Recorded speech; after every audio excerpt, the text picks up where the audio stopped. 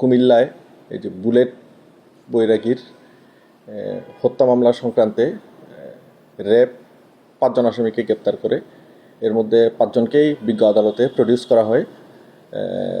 আসামিদের মধ্যে ৪ জন স্বীকারোক্তিমূলক জবানবন্দি দিয়েছে এবং একজনের রিমান্ড মঞ্জুর করেছে এবং তাকে আমরা ইতিমধ্যে থানায় নিয়ে এসেছি, রিমান্ডে নিয়ে এসেছি। তো এখানে এই হত্যাকাণ্ডের বিষয়ে আমরা সর্বোচ্চ যাতে মানে ন্যায় বিচার নিশ্চিত করা হয় এই বিষয়ে আমরা কাজ করে যাচ্ছি এবং আমরা চেষ্টা করে যাচ্ছি অতি দ্রুত যাতে এই মামলার তদন্ত প্রতিবেদন অর্থাৎ পুলিশ রিপোর্ট যাতে আমরা বিজ্ঞ আদালতে পেশ করতে পারি এই বিষয়ে আমাদের সর্বাত্মক প্রচেষ্টা রয়েছে। আপনারা ইতিমধ্যে শুনছেন ৪ জন আসামি বিজ্ঞ আদালতে ১৬৪ ধারায় জবানবন্দি প্রদান করেছে।